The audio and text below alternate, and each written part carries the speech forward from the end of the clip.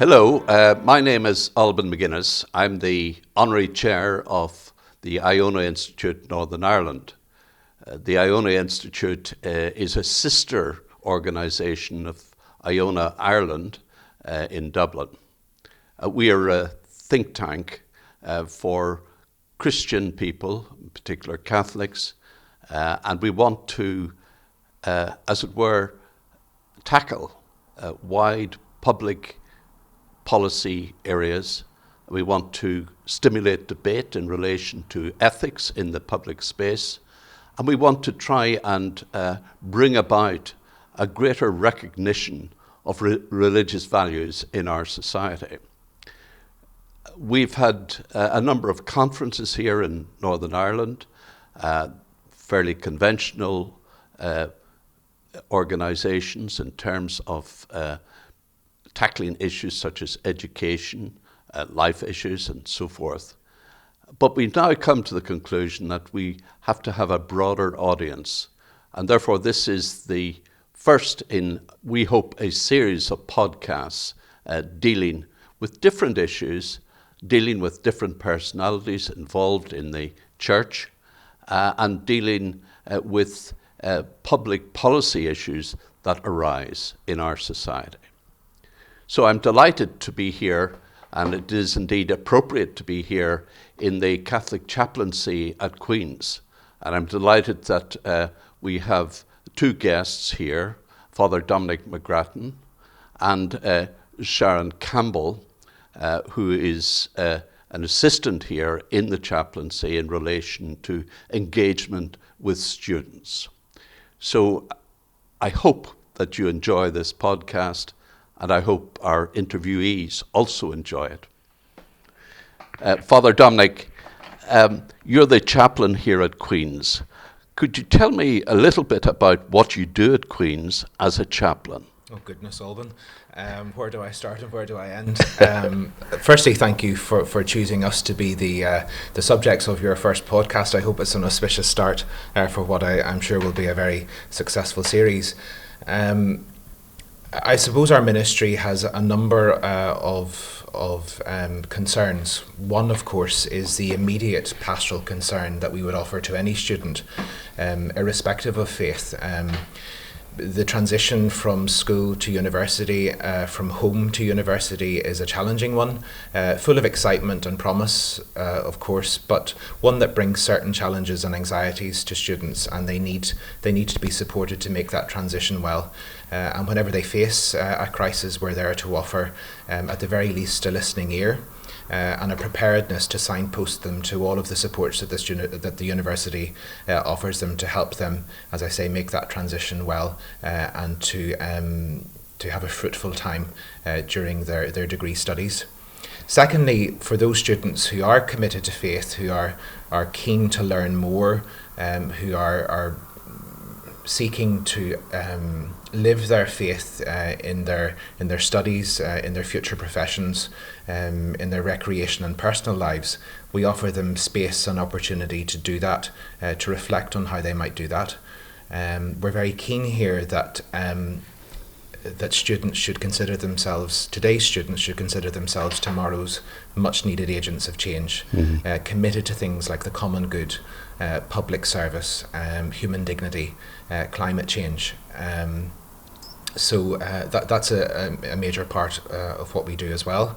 And you know, it's not all about pizza parties for students either. I'm very conscious that the chaplaincy should own its position of being the official representative of Catholicism at a very influential institution like Queen's University. So it is about engaging with all of the various schools and disciplines in the university, and of bringing the Catholic voice into some of those very pressing conversations that are happening at the heart of the academy.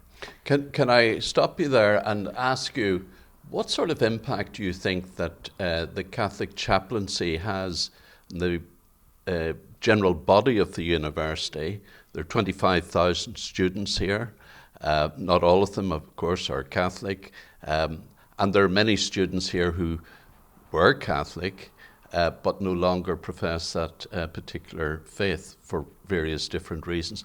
What sort of impact do you think that the chaplaincy itself has in terms of approaching the whole body of students here in Queen's University? So what I would say would be Shannon and I and the chaplaincy here are the inheritors of a very long and distinguished record of service to the students at Queen's that has been contributed to by previous chaplains over decades. And irrespective of where a student or a staff member might stand on faith, they have experienced this place to be a warm, welcoming, supportive community where students know that they are welcome, know that they are supported, know that they will receive whatever helps they require. So even those who are hostile to faith nevertheless recognise that we are a place that is living out our Christian values in a way which serves well the needs of the entire academic community.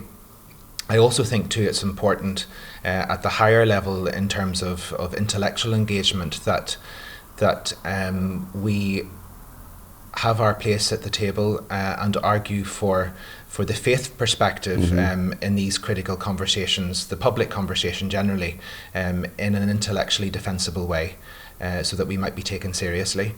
I'm a firm believer that religion should not be considered a problem to be solved by the academy or by those in public life, but rather a vital contributor. And I do think that the chaplaincy over decades has made that case and made it well. I like that idea of the academy. You're going back to the ancient Greeks and Socrates and people like that. Let's hold that for a moment. Shannon, in terms of your experience with students, working with them on a pastoral level, how do you see the chaplaincy impacting on students' lives?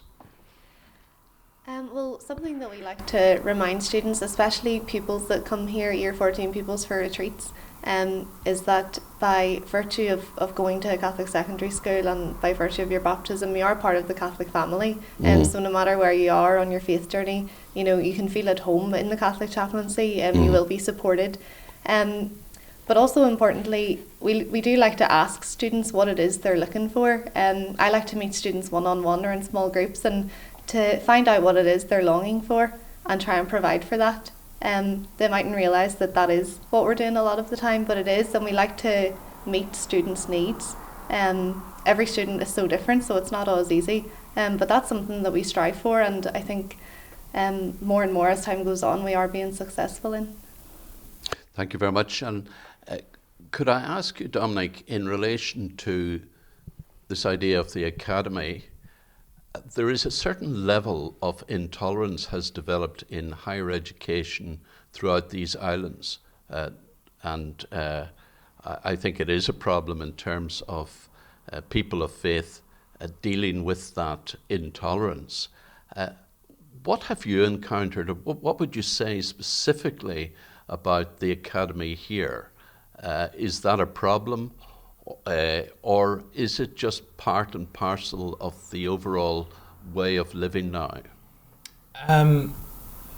So the history of Queen's and of its relationship with churches and chaplaincies. It was established as a non-confessional institution. Yes. It doesn't have any particular religious affiliation, and chaplaincies are independent of the university, and I think by virtue of that independence have had the ability over years to grow in a way that you wouldn't experience chaplaincy at other institutions. Although independent, we are incredibly valued partners of the university, and I think that there's an openness in the academy to hearing what we have to say and what we have to offer, because we have a credibility that has been earned over decades. They know that we are here, especially at critical times, that we are endeavouring to put our faith in action.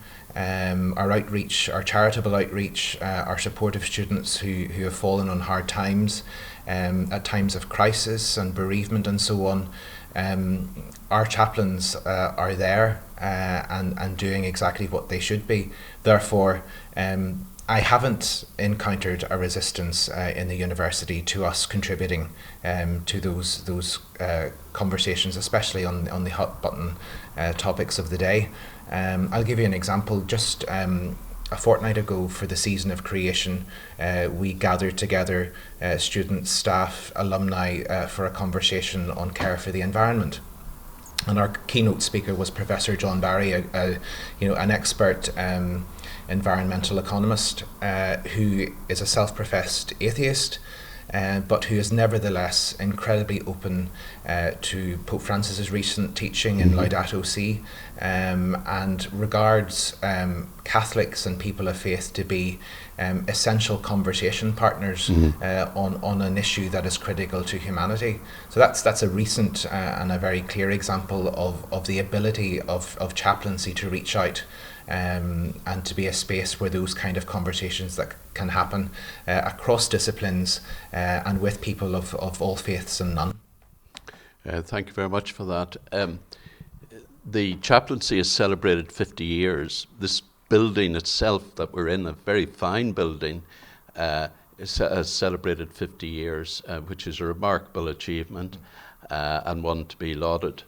And there's a great buzz in the chaplaincy. Would you like to comment on that, Shannon?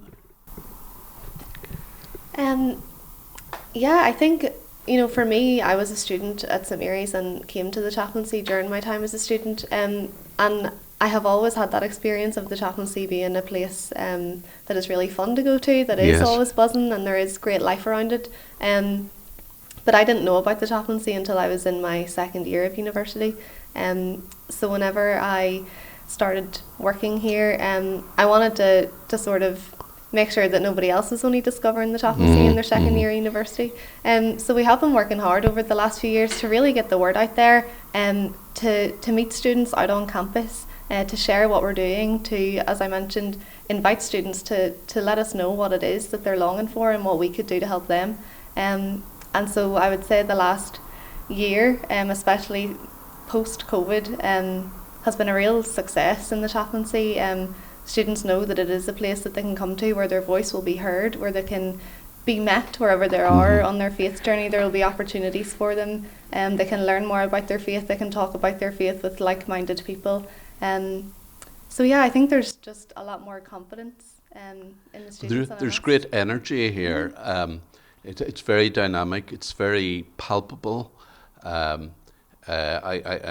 In particular, I think the celebration of Mass here is something that people are attracted to, because you've got wonderful music, you've got a wonderful approach to the whole spirituality of the sacrament, and so there's a lot to attract people. Is that not right? Absolutely, there really is. I would say something for everybody in the chaplaincy. There's the choir, there are social justice groups like Trócaire, the Order of Malta.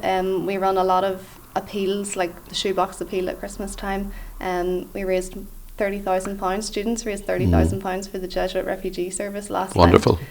So there really is something for everybody in the chaplaincy, and things to really capture the imagination of students. Is there much by way of connection with people who have been at the university and have gone on to other things, coming back to the university or associating themselves with the chaplaincy?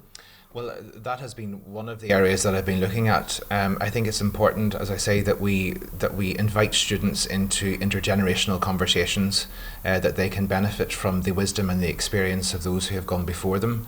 And the more that I can grow an alumni association, the more that it will enrich the experience of this place for all of the chaplaincy family. And so at various points in the year we try and host events that will foster that. But yeah, a significant milestone like a 50th anniversary, you can celebrate the past, which we've done admirably this year. We had Colin Davidson paint us a beautiful painting of the University Quarter. We had Michael Longley write us a wonderful poem, and we had Sir James Macmillan set to music Helen Waddell's translation of Adoro Te Devote. We had a pilgrimage to Rome, we had a gala ball. But I'm now looking to the future, and very much on the agenda of chaplaincy is the redevelopment of this space to, after 50 years, realise its full potential. And what would that entail, the development of the chaplaincy itself? Well, I think as you've said, Alban, it is an incredible building. It was a very bold architectural statement back in 1972. You know, at a time that perhaps Catholics wouldn't have felt as welcome on campus as they might do now. And I think it stood then as a symbol of hope for a more shared and equal future. So it is a case of redeveloping what is a very significant building which is now listed, keeping and preserving all that people love about it, but also making it work better for a new context. So we're looking at developing around 40 student apartments within the site, of downsizing the chaplaincy to the ground floor to give greater accessibility and visibility, and just a general upgrade of facilities. So I think alumni of your generation will come back hopefully in a couple of years' time and see the place transformed for the better. Still, you will have that recognisable connection with it because, as I say, it is a listed building and we're doing a very sensitive conservation job on it, but it's going to be refreshed and renewed and forward-looking, which I think captures the spirit of its building in the first place. Well, Father, that's the building. What about the mission that you have here as a chaplaincy? And I'm glad you've picked that up, Alban, because my sense is that bricks and mortar should only ever be at the service of people. And I don't want to be in the position in 2 years' time of opening a bright and shiny building and not having a world-class service to offer from it. So Shannon and I have already been working together with our team to develop services here. But just this year, in our 50th year, we partnered with Focus, which is the Fellowship of Catholic University Students, which provides campus ministry to over 200 third level campuses in the United States and is trying to grow its presence here in Europe. And we had 4 lay missionaries join us this semester, and already they are transforming the place. We have about 8 Bible studies running at various points throughout the week, discipleship courses, and their ability to go out onto campus and to engage person to person, that kind of peer ministry that is essential to a place like this, gives me hope that we are well on track to delivering a world-class chaplaincy service that is worthy of our association with Queen's University. Thank you very much, Father Dominic, and thank you very much, Shannon. It's been wonderful talking to you, and we wish you well in the future.